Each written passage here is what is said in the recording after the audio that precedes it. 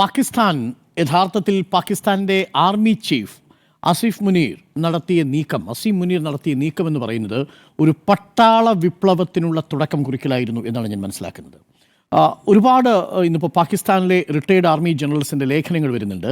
അതിൽ വളരെ പ്രധാനപ്പെട്ട ചില കാര്യങ്ങൾ സൂചിപ്പിക്കുന്നുണ്ട്. ഏപ്രിൽ 17-ാം തീയതി നേരത്തെ ഉണ്ണി ബാലകൃഷ്ണൻ സൂചിപ്പിച്ച ഈ ഓവർസീസ് പാകിസ്ഥാൻ കൺവെൻഷനിൽ നടത്തിയ വളരെ പ്രകോപനപരമായ പ്രസംഗം എന്ന് പറയുന്നത് ഒരു തുടക്കവും തുടർച്ചയുമായിരുന്നു എന്നാണ് വിലയിരുത്തൽ. എന്താണത്? കാരണം ഇമ്രാൻഖാനുമായി ഈ അസീം മുനീറിനുണ്ടായിരുന്ന ഒരു വൈരാഗ്യം എന്നുള്ളത് ചെറുതല്ലാത്തതാണ്.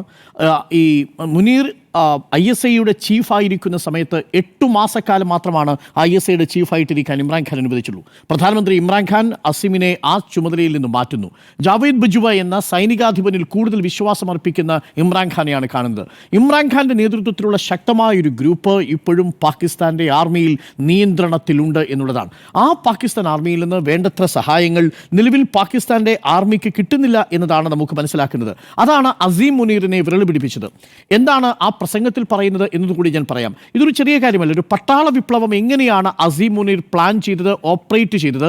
ആ പട്ടാള വിപ്ലവത്തിൻ്റെ നീക്കത്തെ യഥാർത്ഥത്തിൽ ഇന്ത്യ പരാജയപ്പെടുത്തിയിരിക്കുന്നു എന്നതാണ് ഞാൻ പറയാൻ പോകുന്നൊരു പ്രധാനപ്പെട്ട കാര്യം. കാരണം ആ പട്ടാള വിപ്ലവം അസീം മുനീർ ലക്ഷ്യമിടുന്നത് ഒന്ന്, പാകിസ്ഥാൻ്റെ ആർമിയിൽ അസീം മുനീറിനുള്ള പ്രതാപം വീണ്ടെടുക്കുക.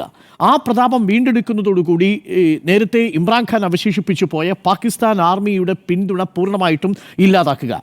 നമ്പർ 2, താൻ 8 മാസക്കാലം അധിപനായിരുന്ന ISIയുടെ പരാജയം Balochistan liberation army Jaffar express തട്ടിയെടുത്തതിലൂടെ വ്യാപകമായ വിമർശനത്തിന് വിധേയമായിരുന്നു. ഇന്ന് അസീം മുനീറിനെ കുറിച്ച് അവിടുത്തെ ഇമ്രാൻഖാൻ അനുകൂല ആളുകൾ പറയുന്നൊരു വാചകമുണ്ട്. എന്താണെന്നറിയാമോ? പാകിസ്ഥാൻ്റെ രാജ്യത്തുടനീളം ഒരു തീവണ്ടിയിൽ യാത്ര ചെയ്യാൻ പോലും കഴിയാത്തയത്ര ഭീരുവാണ് അസീം മുനീർ എന്ന് പറഞ്ഞാൽ ബലൂചിസ്ഥാനിലേക്കോ ഈ പറയുന്ന സിന്ധു പ്രവിശ്യയിലേക്കോ പഷ്തൂൺ പ്രവിശ്യയിലേക്കോ പാകിസ്ഥാൻ ആർമി ചീഫിന് സഞ്ചരിക്കാൻ കഴിയില്ല എന്നതാണ് അവിടുത്തെ അപകടകരമായ അവസ്ഥ. ഏതു ഭാഗത്തും ഒരു മിലിറ്റൻസ് അറ്റാക്ക് ഉണ്ടാവാം. അതായത് ആഭ്യന്തര കലാപത്താൽ, ആഭ്യന്തര തീവ്രവാദത്താൽ വലഞ്ഞിരിക്കുന്ന ഒരു ദുർബല രാഷ്ട്രമായി പാകിസ്ഥാൻ മാറിക്കഴിഞ്ഞിരിക്കുന്നു. ആ പാകിസ്ഥാൻ്റെ ആർമി ചീഫ് സ്വന്തം നിലനിൽപ്പ് ഉറപ്പിക്കാൻ വേണ്ടി പാകിസ്ഥാനിൽ ഒരു പട്ടാള വിപ്ലവത്തിന് തുടക്കം കുറിക്കാൻ വേണ്ടി നടത്തിയ പ്രകോപനപരമായ പ്രസംഗത്തിൻ്റെ തുടർച്ചയാണ് പഹൽഗാമിൽ കണ്ടത് എന്നതാണ് എൻ്റെ ടേക്ക്. ഇതിനെ ഇന്ത്യ പരാജയപ്പെടുത്തിയത് എങ്ങനെയെന്ന് ഞാൻ വിശദീകരിക്കാം. ഏപ്രിൽ 17-ാം തീയതി നടത്തിയ പ്രസംഗത്തിലെ ഒരു ഭാഗം മാത്രം ഞാൻ വായിക്കാം. എന്തായിരുന്നു ആ പ്രസംഗത്തിൻ്റെ ഉദ്ദേശമെന്ന് നമുക്ക് മനസ്സിലാവും. Our forefathers believed that we were different from Hindus in every possible aspect of life.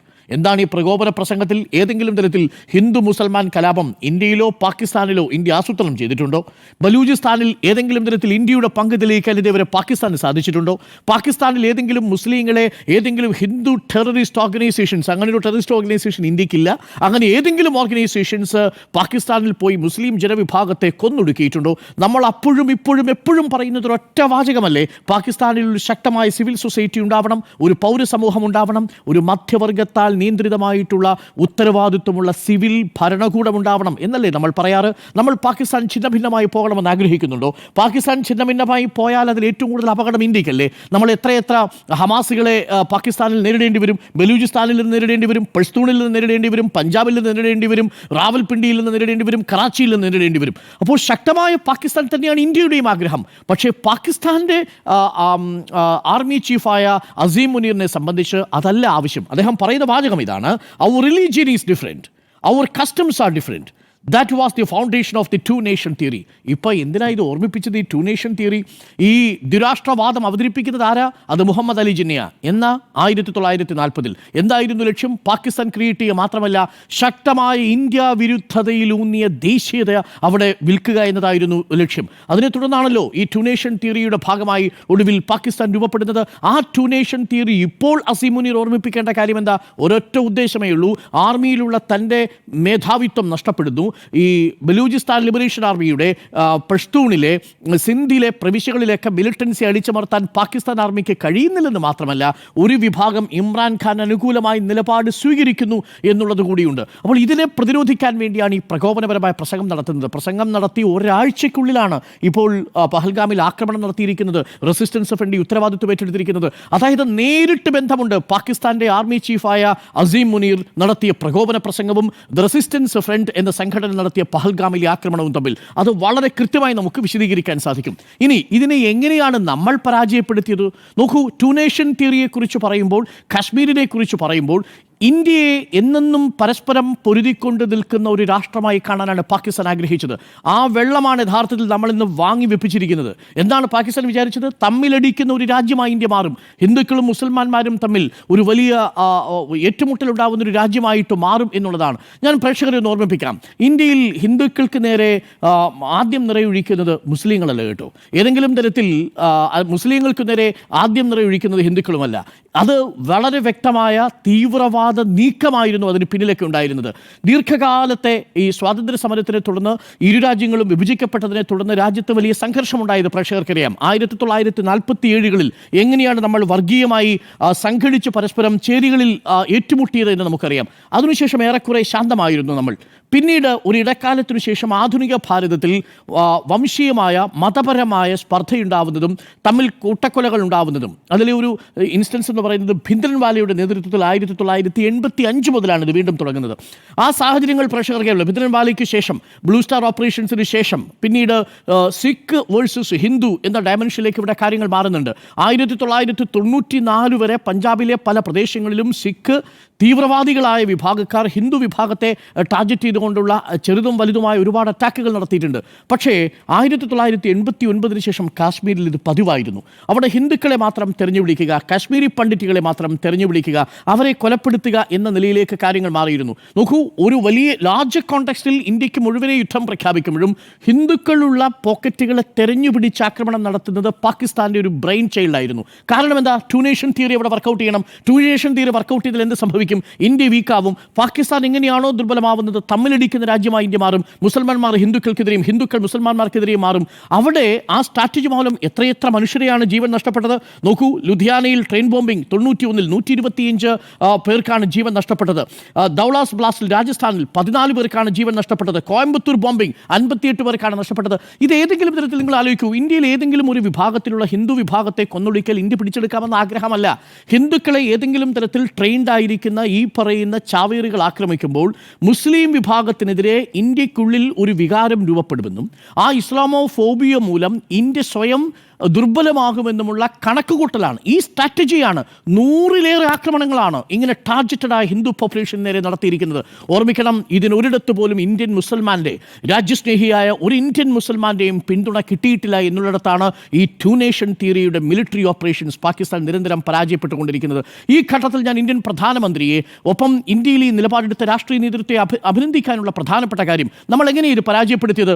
ഈ ആസിഫ് മുനീറിന് വേണ്ടിയിട്ട് നമ്മൾ തലവെച്ച് കൊടുത്തിരുന്നെങ്കിൽ ഇന്ന് ഇന്ത്യയുടെ തെരുവുകളിൽ മുസൽമാന്മാർ ഹിന്ദുക്കൾക്കെതിരെ അല്ലെങ്കിൽ ഹിന്ദുക്കൾ മുസൽമാന്മാർക്കെതിരെ എന്ന മട്ടിലേക്ക് ഇറങ്ങിത്തിരിക്കുമായിരുന്നു.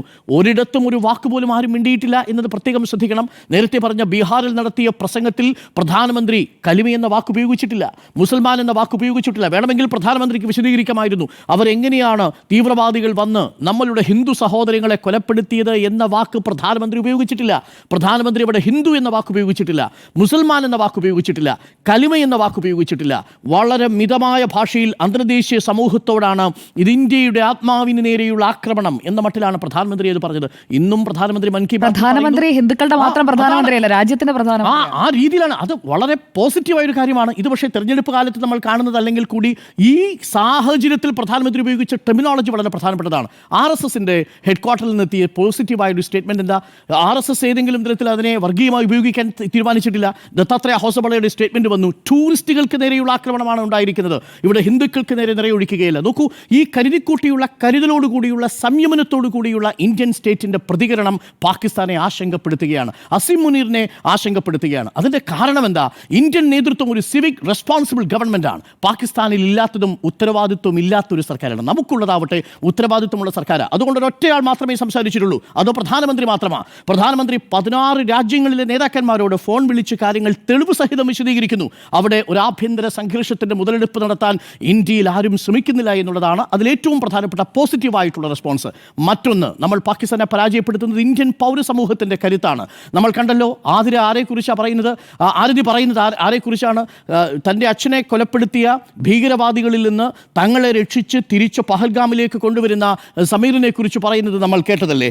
മുസാഫിറിനെ കുറിച്ച് പറയുന്നത് നമ്മൾ കേട്ടതല്ലേ? എന്ത് വാക്കാണ് ഉപയോഗിച്ചത്? അവർ കാശ്മീരിലുള്ള എൻ്റെ സഹോദരങ്ങളാണ് എന്നാണ്. ഇന്നിപ്പോൾ ഇതേ സമീറും ഇതേ മുസാഫിറും നമ്മളുടെ പ്രതിനിധി ആദിൽ പാലോടിന് കൊടുത്ത പ്രതികരണത്തിൽ എന്താ പറയുന്നത്? കേരളത്തിലുള്ള എൻ്റെ സഹോദരിയാണ് ആരതി എന്നാണ്. കാശ്മീരിൽ എനിക്ക് 2 സഹോദരങ്ങളെ കിട്ടി എന്ന് അച്ഛൻ നഷ്ടപ്പെട്ട ആരതി പറയുമ്പോൾ കേരളത്തിൽ അച്ഛൻ നഷ്ടപ്പെട്ട മകൾ എൻ്റെ സഹോദരിയാണെന്ന് മുസാഫിറും സമീറും പറയുമ്പോൾ ഈ അസീം മുനീർ പരാജയപ്പെട്ടു പോയി എന്നുള്ളതാണ്. പാകിസ്ഥാൻ ആർമി പരാജയപ്പെട്ടു പോയി എന്നുള്ളതാണ്. ആദിൽ ഹുസൈൻ ഷാ തൻ്റെ പോണിപ്പുറത്ത് വന്ന ഈ യാത്രക്കാരനെ സംരക്ഷിച്ചു പിടിച്ചു നിർത്താൻ വേണ്ടി ജീവൻ ബലി കൊടുക്കുമ്പോൾ രക്തസാക്ഷിത്വം അണിയുമ്പോൾ ഈ അസീം മുനീറിൻ്റെ 2 നേഷൻ തിയറി പരാജയപ്പെട്ടു പോയി എന്നതാണ് മനസ്സിലാക്കുന്നത്. അതുകൊണ്ട് തുടർച്ചയായി പാകിസ്ഥാൻ എത്ര പ്രകോപനം നടത്തിയാലും ആ പ്രകോപനത്തിൽ ഇന്ത്യ വീഴില്ല എന്ന് മാത്രമല്ല, ശക്തമായ തിരിച്ചടിക്കൊരുങ്ങുകയാണ് ഇന്ത്യ. നോക്കൂ, ഉറിയിൽ നിന്ന് വെള്ളം തുറന്നുവിട്ടിരിക്കുന്നു, ഉറി ഡാമിൽ നിന്ന്. അതിൻ്റെ ഭാഗമായി ഹട്യാബാലയിൽ ഇപ്പോൾ ഒരു വാട്ടർ എമർജൻസി പ്രഖ്യാപിച്ചിരിക്കുകയാണ് പാകിസ്ഥാൻ. താഴ്ന്ന പ്രദേശങ്ങൾ വെള്ളത്തിനടിയിലാവുന്നു. തീർച്ചയായിട്ടും സിന്ധു നദീജല കരാർ പ്രകാരം വളരെ പെട്ടെന്നൊരു ഇമ്പാക്റ്റ് ഉണ്ടാവില്ലായിരിക്കാം. കാരണം വലിയ ഡാമുകൾ കൺസ്ട്രക്ട് ചെയ്യാൻ സമയമെടുക്കും. പക്ഷേ അപ്രതീക്ഷിതമായി വെള്ളം തുറന്നുവിടാൻ പറ്റും. അപ്രതീക്ഷിതമായി വെള്ളം ഇന്ത്യക്ക് ബാധ്യതകളില്ല. ഇന്ത്യ മുന്നറിയിപ്പ് കൊടുക്കണോ വേണ്ടയോ എന്നുള്ളത് ഇപ്പൊ കരാർ റദ്ദാക്കിയതോടുകൂടി അന്തർദേശീയ സമൂഹത്തിന് മുന്നിലോ പാകിസ്ഥാനിലോ നമുക്ക് മുന്നറിയിപ്പ് കൊടുക്കാൻ പറ്റില്ല. എപ്പോൾ വെള്ളം കൂടുതലാവും കുറവാവും എന്നറിയാതെ ഒരു സമൂഹം, ഒരു കർഷക സമൂഹം പഞ്ചാബിലും സിന്ധിലും ഉണ്ടാവും. അത് പഞ്ചാബും ഈ സർക്കാരിന് നേരെ ഉണ്ടാക്കുന്ന സമ്മർദ്ദം ചെറുതല്ല. ഞാൻ മനസ്സിലാക്കുന്നത് ഇന്ത്യ ഈ സൈക്കോളജിക്കൽ വാർഫെയറിൽ വിജയിച്ചു കഴിഞ്ഞിരിക്കുന്നു എന്നുള്ളതാണ്. ഇനി അടുത്തതായി വരാൻ പോകുന്നത് എന്താ? ഒരു സമ്പൂർണ്ണ ട്രേഡ് സാങ്ഷനാണ് വരാൻ പോകുന്നത്. അതിൻ്റെ ഭാഗമായി അട്ടാരി വാഗ ബോർഡർ 2019 അടച്ചതിന് ശേഷം കണക്ക് കൂട്ടി നോക്കിയ $3886 കോടി നഷ്ടപ്പെട്ടിരിക്കുന്നത് പാകിസ്ഥാനെ സംബന്ധിച്ചിടത്തോളം. ഇത് ചെറുതല്ലാത്ത കണക്കാണ്. ഇന്ത്യയും പാകിസ്ഥാനും തമ്മിൽ അതിൽ 60% രാസ ജൈവ വസ്തുക്കളുണ്ട്, ഫാർമസ്യൂട്ടിക്കൽ ഡ്രഗ്സ് ഉണ്ട്. ഇതുപ്രകാരം $44.2 ലക്ഷം പാകിസ്ഥാൻ ഇന്ത്യയിൽ നിന്ന് ഇറക്കുമതി ചെയ്യുന്നത്. അതേസമയം ഇന്ത്യയിലേക്ക് ഇറക്കുമതി ചെയ്യുന്നതാവട്ടെ $4.2 lakh മാത്രമാണ്. എന്ന് പറഞ്ഞാൽ ഈ ഉപരോധം പാകിസ്ഥാനെ സംബന്ധിച്ച് സാമ്പത്തികമായി ഞെരുക്കും. ഇന്ത്യയുടെ നദീജല കരാർ മരവിപ്പിച്ചത് പാകിസ്ഥാനെ സംബന്ധിച്ച്, കർഷക സമൂഹത്തെ സംബന്ധിച്ച് ആശങ്കയുണ്ടാക്കും. അതിനേക്കാൾ പാകിസ്ഥാനിൽ ആശങ്കയേറ്റുന്നത് എന്തു പറഞ്ഞിട്ടും തമ്മിൽ തല്ലാത്തൊരു ജനതയാണ് ഇന്ത്യ എന്ന പ്രതീതി ഇതിനകം തന്നെ നമ്മൾ കൊടുത്തിരിക്കുന്നു. അതിന് ഇന്ത്യൻ നേതൃത്വം, ഭരണ നേതൃത്വവും ഇന്ത്യയുടെ പൗരസമൂഹവും വഹിക്കുന്ന പങ്ക് ചെറുതല്ല. നമ്മൾ ഈ നിലയിൽ തന്നെ തുടരും. നാവികസേനയും കരസേനയും അലേർട്ടിലുമാണ് എന്നതാണ് ഏറ്റവും പ്രധാനപ്പെട്ട കാര്യം. അതുകൊണ്ട് എത്രമാത്രം ഇന്ത്യയെ പ്രകോപിപ്പിച്ചാലും, എത്രമാത്രം അസീം മുനീർ ആവട്ടെ, അതല്ലെങ്കിൽ ഖ്വാജ ആസിഫ് പ്രതിരോധ വകുപ്പ് മന്ത്രിയാവട്ടെ, ഹനീഫ് അബ്ബാസി ആവട്ടെ, ഇന്ത്യക്കെതിരെ എത്രമാത്രം മിസൈലുകൾ നിങ്ങൾ തിരിച്ചുവെച്ചു എന്ന് പറഞ്ഞാലും, നിങ്ങൾ സിന്ധു നദിയിലൂടെ ഇന്ത്യക്കാരുടെ രക്തമൊഴുക്കുമെന്ന് ബിലാവൽ ഭൂട്ട പറഞ്ഞാലും, ഇന്ത്യയിലെ പൗരസമൂഹം ഒരുമിച്ചൊറ്റക്കെട്ടായി നിൽക്കുക തന്നെ ചെയ്യും. ആ ഇന്ത്യ എന്ന രാജ്യത്തിൻ്റെ ആത്മാവിൻ്റെ 7 അയലത്ത് തൊടാൻ നിങ്ങൾക്ക് കഴിയില്ല എന്നതാണ് വാസ്തവം. 26 രക്തസാക്ഷികളുടെയും ജീവൻ നഷ്ടപ്പെട്ടത് വെറുതെയാവില്ല. ഇന്ന് പ്രധാനമന്ത്രി പറഞ്ഞ ആ വാക്കിങ്ങനെയാണ്: ന്യായം ലഭിക്കും, നീതി ലഭിക്കും, അതിനുവേണ്ടിയുള്ള തയ്യാറെടുപ്പുകളിലേക്ക് പോകുന്നു എന്നാണ് പ്രധാനമന്ത്രി പറഞ്ഞ സ്റ്റേറ്റ്മെൻറ്റ്. ന്യായ് മിലേങ്കെ, ന്യായ് മിൽക്കർ കരേങ്കെ എന്നാണ് ഈ മൻ കി ബാത്തിൽ പ്രധാനമന്ത്രി പറഞ്ഞിരിക്കുന്നത്. നമ്മളതിൽ വിശ്വസിക്കുന്നു.